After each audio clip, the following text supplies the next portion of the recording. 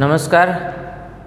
આગલા લેક્ચરની અંદર આપણે પ્રકાશનું વક્રીભવન એટલે શું, વક્રીભવનના નિયમો, પ્રકાશનું કિરણ ઘટ્ટ માધ્યમમાંથી પાતળા માધ્યમમાં જાય એટલે લંબથી દૂર તરફ વળે અને પાતળા માધ્યમમાંથી ઘટ્ટ માધ્યમમાં આવે એટલે લંબ તરફ વળે. પ્રકાશીય ઘનતા, દળ ઘનતા એના વિશેનો ખ્યાલ મેળવ્યો. આજે આપણે પ્રકાશના વક્રીભવનને કારણે જોવા મળતી અલગ અલગ ઘટનાઓ વિશેની માહિતી છે એ મેળવવી છે. તો શરૂ કરીએ આપણે પ્રકાશના વક્રીભવનના કારણે જોવા મળતી ઘટનાઓ. એમાં સૌથી પહેલી ઘટના લેટરલ શિફ્ટ.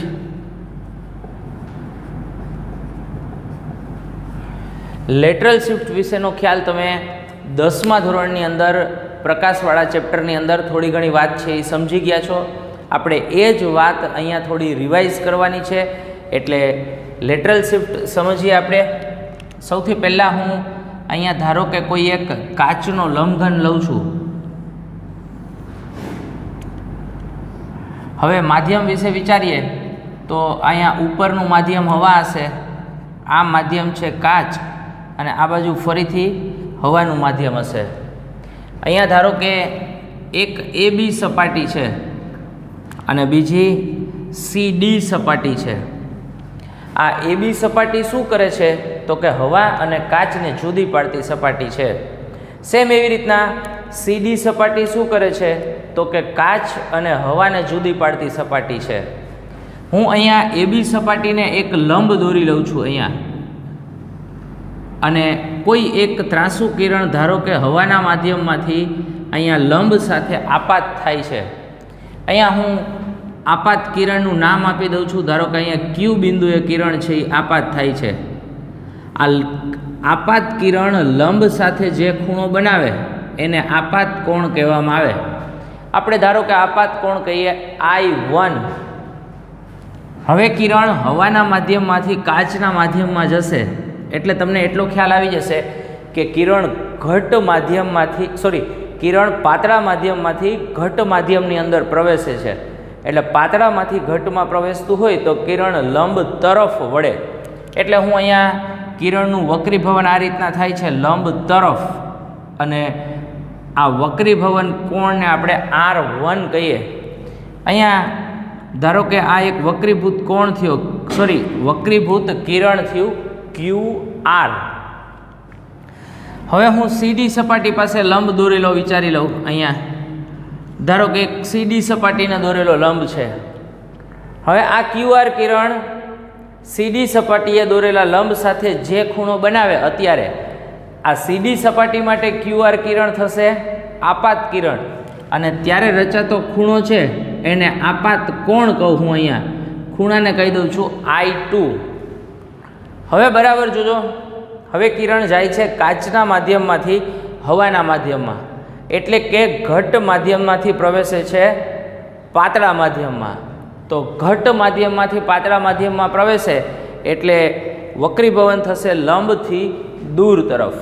એટલે આ QR કિરણ અહીંયા લંબથી દૂર તરફ આ રીતે આમ આગળ વધશે, અને આને આપણે RS કિરણ નામ આપી દઈએ. અહીંયા ફરીથી જે ખૂણો રચાણો વક્રીભૂત કિરણનો એને વક્રીભૂત કોણ કહીએ, અથવા તો આનું બીજું નામ એ પણ કહી શકો, અહીંયા કિરણ કાચના લંબઘનમાંથી બહાર નીકળે છે એટલે આ નિર્ગમન કિરણ, અને રચાતો ખૂણો છે એને નિર્ગમન કોણ પણ તમે કહી શકો.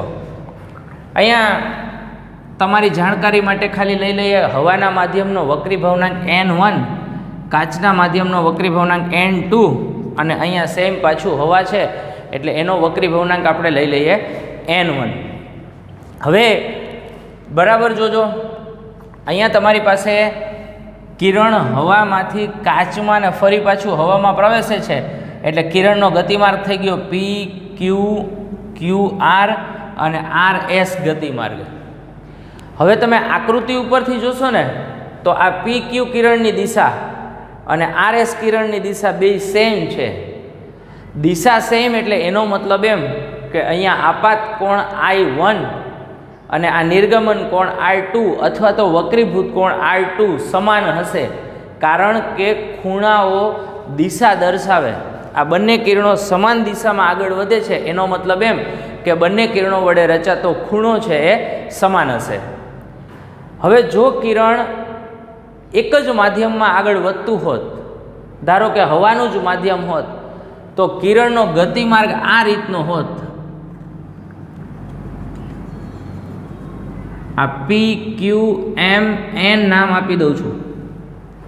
હવે ખરેખર કિરણનો ગતિમાર્ગ આ રીતનો હોત, PQMN, પણ કાચને લીધે કિરણનો ગતિમાર્ગ થઈ ગયો PQRS. એટલે કિરણના ગતિમાર્ગમાં આટલો ફેર પડ્યો, RM જેટલો. આ RM જેટલો જે ગતિમાર્ગમાં ફેર પડ્યો, એ RM ને કહેવામાં આવે છે લેટરલ શિફ્ટ. એટલે કાચના સ્લેબને હિસાબે કિરણ RN જેટલું પાર્શ્વીય સ્થાનાંતર અનુભવે, એ પાર્શ્વીય સ્થાનાંતરને કહેવામાં આવે છે લેટરલ શિફ્ટ. જો તમારે આગળ સાબિત કરવું હોય તો તમે આવું સાબિત કરી શકો, ખૂણો I1 = ખૂણો I2, એટલે કે આપાત કોણ અને નિર્ગમન કોણ સમાન છે. તમે જાતે તમારી રફ બુકમાં ટ્રાય કરજો, કેવી રીતના થાય છે એ જોજો. હું તમને અત્યારે સમજાવું છું. ક્યુ બિંદુ પાસે ધારો કે સ્નેલનો નિયમ વાપરીએ, તો સ્નેલનો નિયમ તમને ખ્યાલ છે. હવે જે તે માધ્યમનો વક્રીભવનાંક એને ગુણ્યા એના ખૂણાની સાઇન, અહીંયા આનો વક્રીભવનાંક એને ટૂંકમાં અહીંયા આમ લખી શકાય, N1 sin I1 = N2 sin R1. હવે સેમ R બિંદુ પાસે R બિંદુ પાસે સ્નેલનો નિયમ વાપરીએ, તો સ્નેલનો નિયમ તમે આવો લખી શકો, N2 sin I2 = N1 sin R2. ગણિતના નિયમ પ્રમાણે તમારી પાસે R1 અને I2 સમાન થશે, યુગ્મ કોણો. ખૂણો R1 = ખૂણો I2. બંનેની કિંમત મુકાવી ડાબી બાજુના સમીકરણ સરખાવશો એટલે જમણી બાજુ સરખી થઈ જશે, એટલે ખૂણો I1 = થઈ જશે ખૂણો I2. એટલે કે આપાત કોણ અને નિર્ગમન કોણ સમાન થશે. તમે તમારી જાતે ટ્રાય કરજો, ચેક કરી લેજો. એક્ઝામની અંદર તમારે પૂછાય તો માત્ર આટલી જ વાત કરવાની છે, RM જેટલી લેટરલ શિફ્ટ થઈ, આ આકૃતિ અને એનું લખાણ છે એ તમારે જાતે કરવાનું. ટેક્સ્ટ બુકની અંદર તમને એક આડી આકૃતિ આપેલી છે આ રીતની, તો તમે એમાં પણ કરી શકો. આ આકૃતિમાં પણ આ બાજુ ધારો કે હવાનું માધ્યમ છે, અહીંયા કાચનું માધ્યમ છે, આ બાજુ ફરી પાછી હવાનું માધ્યમ, અહીંયા સપાટીને દોરેલો ધારો કે લંબ હોય, તો લંબ સાથે કિરણ આપાત થયું એટલે આપાત કોણ, અહીંયા હવામાંથી કાચમાં જશે એટલે આ વક્રીભૂત કોણ, ફરી પાછો અહીંયા સપાટીને દોરેલો લંબ હશે અને કિરણ આમ બહાર નીકળશે. કાંઈ નહીં થતું હોય તો કિરણ સીધું આમ જશે, એટલે આટલી લેટરલ શિફ્ટ થશે. તમે બેમાંથી ગમે તે આકૃતિ દોરી શકો. બંને આકૃતિમાંથી જે આકૃતિ દોરો એને અનુરૂપ તમે લખાણ કરશો એટલે તમારો લેટરલ શિફ્ટવાળો ટોપિક છે તમે ઇઝીલી લખી શકશો. જોઈએ એના પછીનો ટોપિક.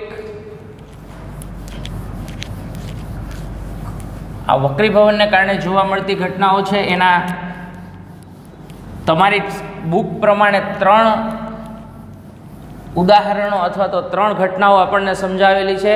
એમાંની બીજી ઘટના હવે જોઈએ. અવલોકનકાર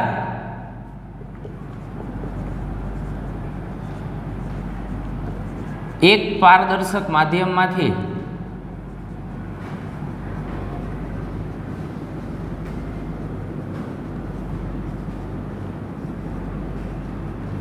બીજા પારદર્શક માધ્યમમાં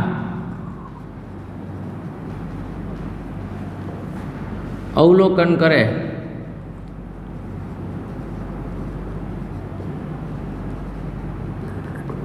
ત્યારે બનતી ઘટના.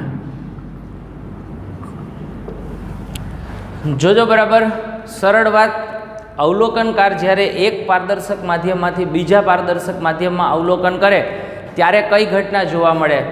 તો કે તમે બધાએ અનુભવેલું જ છે, જ્યારે સ્વિમિંગ પુલમાં તમે ઉપરથી આમ જોતા હો એટલે તમે હવાના માધ્યમમાંથી જુઓ છો.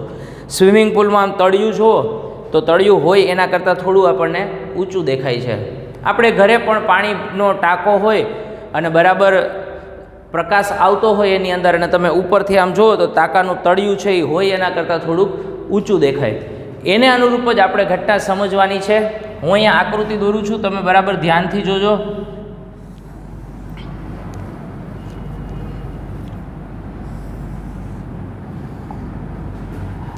અહીંયા કોઈ એક માધ્યમ છે ધારો કે, અને આ માધ્યમમાં તળિયે કોઈ એક બિંદુવત વસ્તુ રહેલી છે.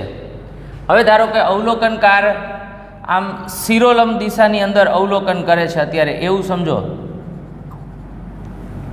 એટલે અવલોકનકાર અહીંયાથી આમ અવલોકન કરે છે શિરોલંબ રૂપે.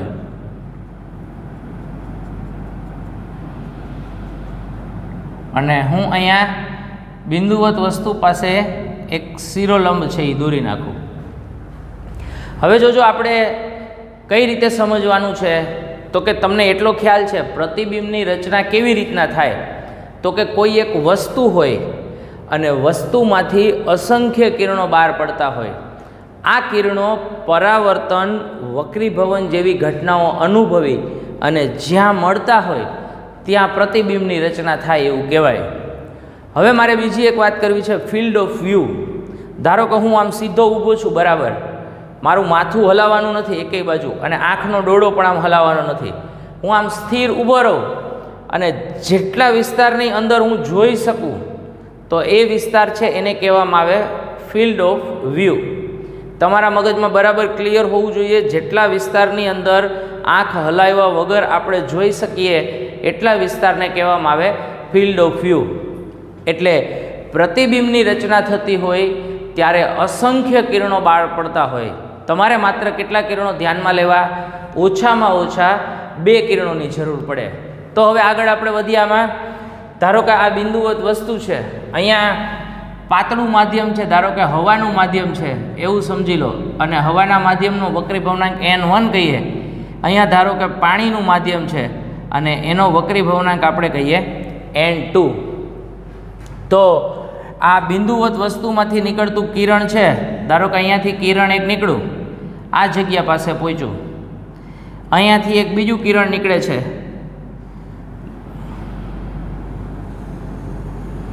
ધારો કે આ બીજું કિરણ નીકળ્યું અને અહીંયા પહોંચ્યું. હવે બંને કિરણો 2 માધ્યમને જુદી પાડતી સપાટી પાસે આવી ગયા. અહીંયા પાણીનું માધ્યમ છે, અહીંયા હવાનું માધ્યમ છે. એટલે ઘટ માધ્યમમાંથી પાતળા માધ્યમમાં જશે તો કિરણ આમ લંબથી દૂર તરફ જશે. એટલે અહીંયા ધારો કે હું સપાટીને દોરેલો લંબ વિચારું બે બાજુ, તો કિરણ આમ લંબથી દૂર તરફ આગળ વધશે, આ કિરણ આ બાજુ લંબથી દૂર તરફ આગળ વધશે. હવે આપણી પાસે અહીંયા ધારો કે O જેટલી બિંદુવત વસ્તુ છે અને આ વસ્તુની ઓરિજિનલ ઊંચાઈ એને હું HO કહી દઉં, એટલે ઓરિજિનલ હાઇટ. હવે જો હું આ બંને કિરણોને આમ લંબાવું તો બંને કિરણો અહીંયા મળશે. એટલે મને જે O જેટલી બિંદુવત વસ્તુ હતી એનું પ્રતિબિંબ મને રચાશે અહીંયા O ડેશ પાસે. એટલે આ ઊંચાઈને આપણે કહીએ HI, આભાસી ઊંચાઈ. એટલે તમે સમજી શકો, વ્યક્તિ છે એ સીધી દ્રષ્ટિ રેખા પ્રમાણે જોવે, આપણે સીધી રેખામાં જ જોઈ શકીએ. એટલે ખરેખર વસ્તુ અહીંયા છે તો આપણને આટલી ઊંચી આવેલી દેખાય. તમને પૂછે કેટલી ઊંચી આવેલી દેખાય, તો તમે કહી શકો HO માઇનસ HI, એટલે આટલા ડિસ્ટન્સ જેટલી વસ્તુ છે એ ઊંચી આવેલી દેખાય. હવે અહીંયા અવલોકનકાર હતા આપણી પાસે કેવા, તો કે એક્ઝેક્ટ શિરોલંબ દિશામાં જોતા હતા, અથવા તો શિરોલંબ દિશામાં વ્યક્તિ અવલોકન કરે ત્યારે મળતું ચિત્ર હતું. હવે ધારો કે વ્યક્તિ આમ શિરોલંબ નથી જોતા અને થોડુંક આમ ક્રોસમાંથી જોવે છે, તો એના માટે કઈ રીતની આકૃતિ આપણે દોરી શકીએ એ સમજીએ. હવે શિરોલંબ દિશામાં અવલોકન ન હોય ત્યારની વાત કરીએ. ધારો કે અહીંયા કોઈ એક બિંદુવત વસ્તુ છે એવું સમજી લો O, અને હું અહીંયા એક લંબ દોરી નાખું છું અત્યારે.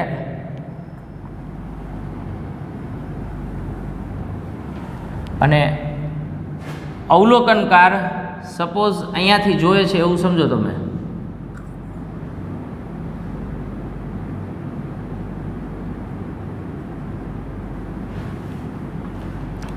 હવે આ વસ્તુમાંથી નીકળતું કિરણ લેવું હોય તો આ પહેલું કિરણ લઈએ આપણે, આ બાજુ બીજું કિરણ લઈએ. તો હવે બંને કિરણો અહીંયા હું લંબ દોરું છું, બરાબર જોજો. તો અહીંયા લંબ દોરીશ એટલે આ કિરણ લંબથી દૂર તરફ આમ જશે, આ કિરણ લંબથી દૂર તરફ આમ જશે. જો હું બંને કિરણોને પાછળ લંબાવું અહીંયા, તો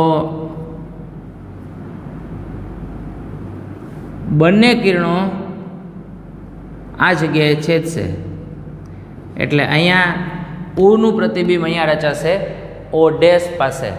અને અવલોકનકાર સીધી દ્રષ્ટિ રેખા પ્રમાણે જોતા હોય એટલે આ વ્યક્તિની આંખમાંથી આવતું કિરણ.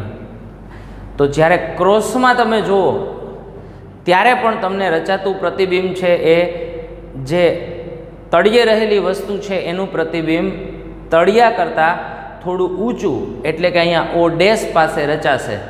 એટલે આ ઓવાળી વાત છે એ ઓરિજિનલ હાઇટ. અહીંયા ફરી પાછું અહીંયા લખવું હોય તો હું આમ લખી શકું, આ ઓરિજિનલ હાઇટ અને આટલો વિસ્તાર છે એ આભાસી ઊંચાઈ થશે HI. હવે આપણે આ જ વસ્તુને અનુરૂપ એક અત્યંત અગત્યનું સૂત્ર આપણે તારવવું છે.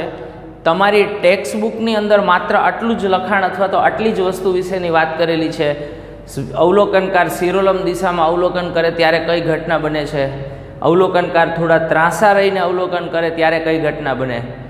હજી એક વધારાની વાત, ધારો કે અવલોકનકાર અહીંયા માછલી હોત એવું સમજો, પાણીની અંદર રહેલી માછલી, અને માછલી અહીંયા રહેલા વ્યક્તિનું અથવા તો અહીંયા કોઈ એક વસ્તુ છે એનું અવલોકન કરે, તો સેમ તમે આ જ રીતના બે કિરણો દોરો તો માછલીને અહીંયા વસ્તુ જે હોય એના કરતાં થોડી ઊંચે હોય એવું દેખાય. એટલે અહીંયાથી કિરણો દોરી અને તમે એ આકૃતિ દોરો તો સ્પષ્ટ વિચારી શકશો.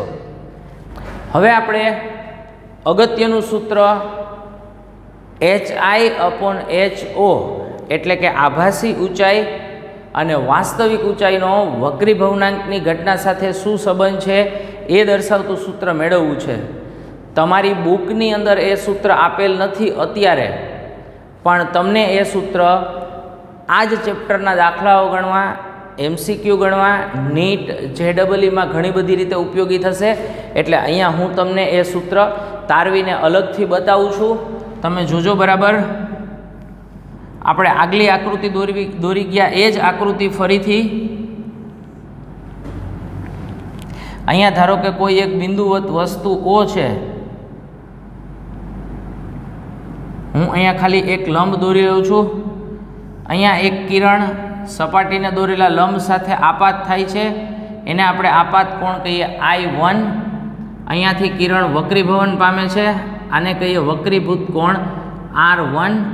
અને અવલોકનકારની આંખની અંદર એ કિરણ પ્રવેશે છે.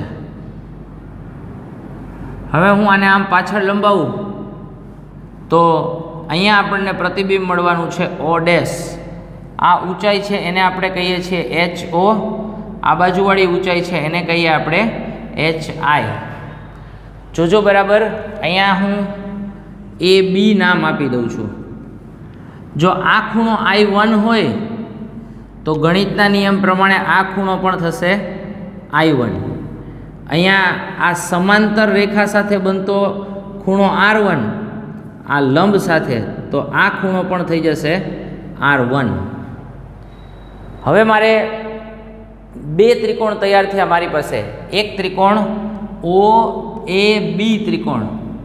OAB ત્રિકોણમાં હું tan I1 લખું, જોજો બરાબર અહીંયા લખું છું. ત્રિકોણ OAB માં tan I1 is equals to, આ OAB ત્રિકોણમાં tan I1 is equals to AB.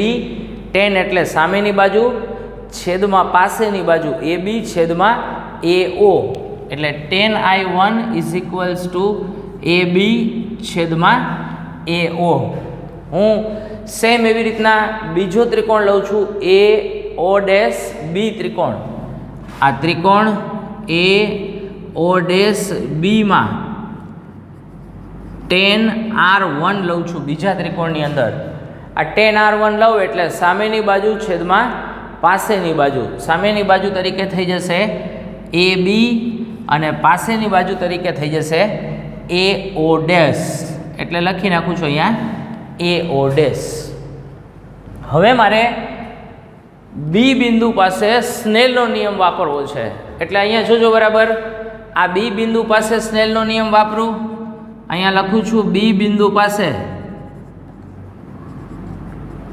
સ્નેલનો નિયમ વાપરતા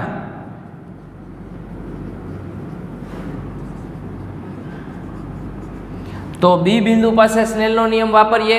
આ બાજુના માધ્યમનો વક્રી ભવનાંક ધારો કે n1 લઈ લઉં, અહીંયાનો વક્રી ભવનાંક n2 લઈ લઉં, તો અહીંયા આવું લખી શકાય n2 sin I1, આ n2 sin I1 is equals to n1 sin R1, અહીંયા n1 આ sin R1. હવે અહીંયા ખૂણા અત્યંત નાના હોય, નાના ખૂણા હોય તો sin I1 is equals to I1 લખી શકું, એટલે n2 I1 is equals to n1 R1 આવું લખી શકાય. તો અત્યંત નાના ખૂણા માટે સેમ અહીંયા પણ હું લખી શકું I1 is equals to AB upon AO, એટલે આમ લખી શકું ભાઈ ઇઝ ઇક્વલ્સ ટુ I1 અને અહીંયા લખી શકું ઇઝ ઇક્વલ્સ ટુ R1. પણ નાના ખૂણા હોય ત્યારે જ આપણે આવું લખી શકીએ. એટલે હવે અહીંયા આમ કરી નાખું છું n2 I1 ની જગ્યાએ લખી નાખું છું AB છેદમાં AO is equals to n1 R1 ની જગ્યાએ લખી નાખું છું AB છેદમાં AO ડેશ. હવે બરાબર જોજો, AB બંને બાજુથી નીકળી જશે, એટલે મારી પાસે આવું થઈ ગયું. હવે n2 છેદમાં AO તરીકે શું છે તો કે HO, એટલે n2 upon HO is equals to અહીંયા n1 છેદમાં AO ડેશ એટલે છે HI, એટલે n1 છેદમાં HI. હું HI ને સૂત્રનો કરતા બનાવું તો HI upon HO is equals to n1 upon n2. તો HI upon HO is equals to n1 શું છે તો કે ઉપરના માધ્યમનો વક્રી ભવનાંક. ઉપરના માધ્યમનો વક્રી ભવનાંક એટલે અવલોકનકાર જે માધ્યમમાં છે એનો વક્રી ભવનાંક n1. n2 શું છે તો કે વસ્તુ જે માધ્યમમાં છે એનો વક્રી ભવનાંક n2. તો હું અહીંયા આવી રીતના લખી શકું અવલોકનકાર જે માધ્યમમાં છે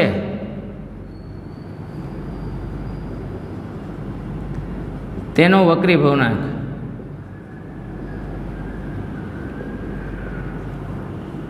છેદમાં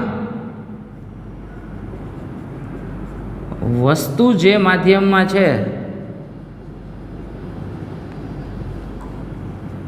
તેનો વક્રી ભવનાંક.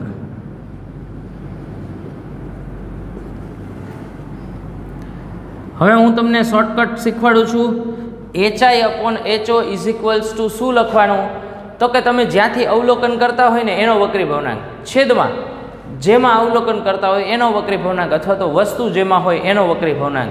એટલે તમારે સીધું શોર્ટકટ HI અપોન HO એટલે જ્યાંથી અવલોકન કરતા હોય એનો વક્રી ભવનાંક, એટલે કે અવલોકનકાર ક્યાં છે એ તમારે જોઈ લેવાનું, અને બીજું છેદમાં વસ્તુ ક્યાં છે એ જોઈ લેવાનું, એટલે વસ્તુ જ્યાં માધ્યમમાં હોય એનો વક્રી ભવનાંક લખી નાખવાનો.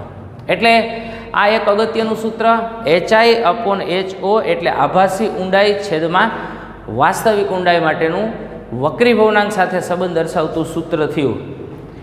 હવે જોવાનું છે આપણે વક્રી ભવનને કારણે જોવા મળતી ઘટનામાં ત્રીજી ઘટના, સૂર્યોદય. ખરેખર સૂર્યોદય થાય એ કરતાં થોડો વહેલો જોવા મળે, સૂર્યાસ્ત ખરેખર સૂર્યાસ્ત થાય એ કરતાં થોડો મોડે સુધી જોવા મળે. એટલે વહેલો સૂર્યોદય અને મોડો સૂર્યાસ્ત શું કામે થાય છે આ ઘટનાઓ આપણે વક્રી ભવનને કારણે મળે છે, અને હવે આપણે એ સમજીએ.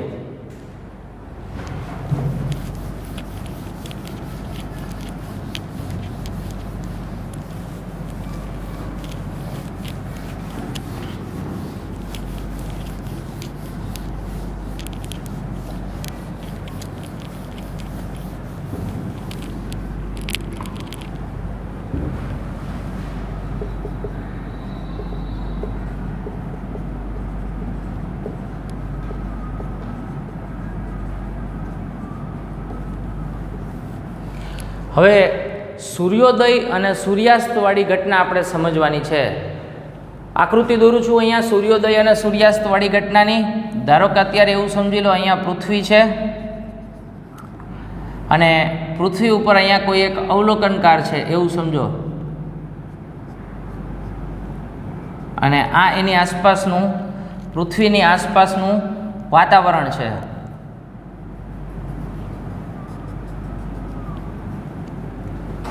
હવે અહીંયા ધારો કે આપણે ક્ષિતિજ લઈએ.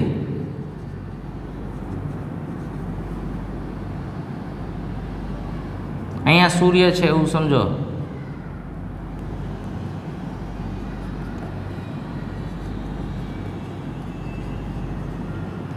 આ સૂર્યની વાસ્તવિક સ્થિતિ.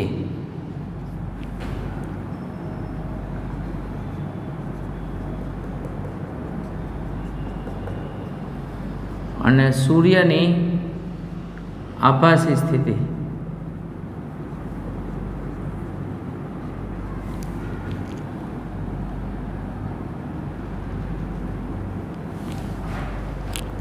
હવે જોજો બરાબર, સૂર્યોદય કોને કહેવામાં આવે તો કે સૂર્ય ક્ષિતિજથી ઉપર તરફ આવે એને આપણે સૂર્યોદય કહીએ છીએ, અથવા તો સૂર્ય ઉગ્યો એવું કહીએ. સૂર્યાસ્ત કોને કહેવામાં આવે તો કે સૂર્ય અહીંયા ક્ષિતિજથી નીચે આવે ત્યારે સૂર્યાસ્ત કહીએ, અથવા એને સૂર્ય આથમ્યો એવું કહીએ. વાસ્તવમાં શું થાય છે, ખરેખર સૂર્યનું સ્થાન તો એમનેમ જ રહે છે. સૂર્યનું સ્થાન બદલાતું નથી. કોનું સ્થાન બદલાય છે? પૃથ્વીનું સ્થાન બદલાય છે. ધારો કે તમે અવલોકનકાર અહીંયા ઊભા છો, આપણને એટલો ખ્યાલ છે કે પૃથ્વી પોતાની ધરીની આસપાસ ભ્રમણ કરે. અવલોકનકાર ઊભા છો ને બરાબર સીધી રેખામાં જ્યાં આકાશ અને ધરતી એક થતા લાગે એને આપણે ક્ષિતિજ કહીએ. તો હવે જો પૃથ્વીનું ભ્રમણ થતું હોય, ધારો કે આ પૃથ્વી ભ્રમણ થાય છે એવું સમજો, ખરેખર પૃથ્વી જ ભ્રમણ થાય છે. પૃથ્વી ભ્રમણ થાય એટલે આ વ્યક્તિનું ભ્રમણ થતું જશે. આ વ્યક્તિ અહીંયા છે એની બદલે અહીંયા આવી જશે, એટલે એને અનુરૂપ આ ક્ષિતિજ છે એનું સ્થાન બદલાશે. એટલે પૃથ્વીના ભ્રમણની સાથે સાથે ક્ષિતિજ ધારો કે અહીંયા આવી જાય નીચે આ જગ્યાએ, તો સૂર્ય ક્ષિતિજની ઉપર આવી ગયો એટલે સૂર્ય ઉગ્યો એવું આપણે કહીએ. ખરેખર તમારે એવું કહેવું પડે કે પૃથ્વી ઉગે છે ને પૃથ્વી આથમે છે, પણ આપણે એ થિયરીમાં નથી પડતા. આપણે જે ટેક્સ્ટબુકમાં આપેલું છે એના તરફ જ આપણે આગળ જઈએ. સૂર્ય ઉગે છે અને સૂર્ય આથમે એ જ સ્થિતિને આપણે અનુકૂળ રહીએ જે ટેક્સ્ટબુકમાં છે એ પ્રમાણે. જોજો બરાબર, આ કોન્સેપ્ટ ક્લિયર રાખજો. ખરેખર ભ્રમણ પૃથ્વીનું થાય છે, આપણે અત્યારે સમજીએ છીએ ટેક્સ્ટબુક પ્રમાણે.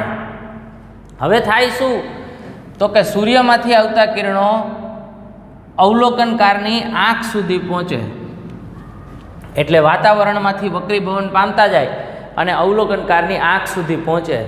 હવે સૂર્ય ઓરિજિનલી કયા સ્થાન ઉપર છે તો કે ક્ષિતિજની નીચે તરફ છે.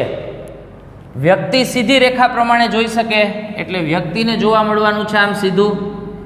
ફરીથી વ્યક્તિ સીધી રેખા પ્રમાણે જોઈ શકશે એટલે વ્યક્તિને જોવા મળવાનું છે આમ સીધું. એટલે સૂર્યનું સ્થાન છે અહીંયા, સીધી રેખાના નિયમ પ્રમાણે વ્યક્તિને જોવા મળશે સૂર્યનું સ્થાન ઉપર તરફ.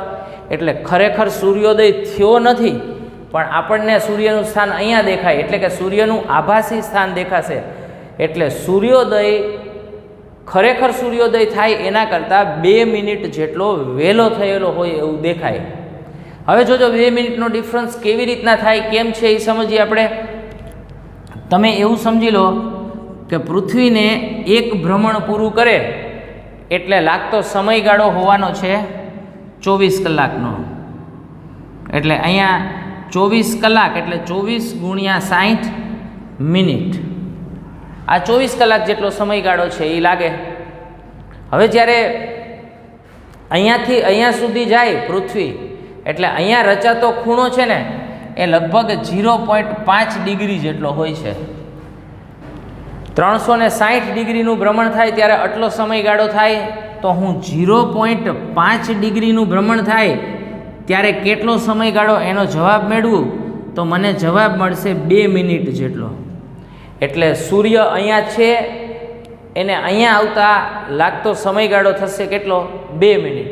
એટલે આપણને સૂર્યોદય કેવી રીતે જોવા મળશે તો કે 2 મિનિટ વહેલો જોવા મળશે. જ્યારે સૂર્યાસ્ત કેવી રીતના જોવા મળે તો કે 2 મિનિટ મોડો જોવા મળે. સેમ એવું જ સમજો તમે, સૂર્ય ધારો કે અહીંયા હોય, સૂર્ય ક્ષિતિજની નીચે આવે ત્યારે સૂર્યાસ્ત થાય, તો સીધી રેખાના નિયમ પ્રમાણે જોશો તો તમને સૂર્ય આથમી ગયા પછી પણ 2 મિનિટ સુધી જોવા મળશે. આમ ડિફરન્સ ગણો ને, સૂર્યોદય અને સૂર્યાસ્ત વચ્ચેનો ટોટલ સમયગાળો, તો 2 મિનિટ વહેલો સૂર્યોદય થતો હોય, 2 મિનિટ મોડો સૂર્યાસ્ત થતો હોય, એટલે બે વચ્ચેનો ટોટલ ડિફરન્સ થઈ જશે 4 મિનિટનો. હવે અહીંયા જે વાત કરી ગયો, આ સાદુરૂપ જે આપ્યું એ જ સાદુરૂપને અનુરૂપ એક આપણે ઉદાહરણ જોવાનું છે, જે આપણા નેક્સ્ટ લેક્ચરની અંદર આપણે જોઈએ.